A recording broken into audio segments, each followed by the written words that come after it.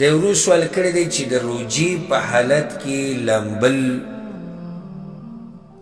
په سیند کې ګوپې وهل یا داسې اوبو ته ودرېدل یا سر اینځل د دې څه حکم دی؟ الجواب دا ټول جایز دي. لامبل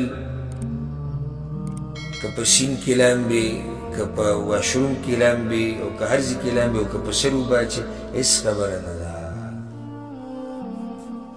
او نه د دې په کراهت باندې څه دلیل شته او نه په تحریم باندې څه دلیل شته.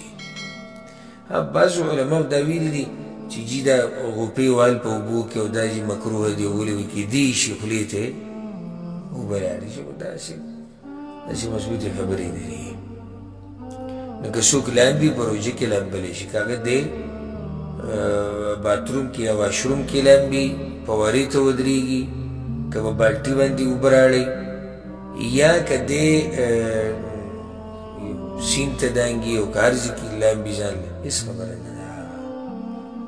او لازم به احتیاط کوي چې خولې ته اوبه لاړې نه شي. دا خو به احتیاط کوي، دا کار جایز دی. والله اعلم.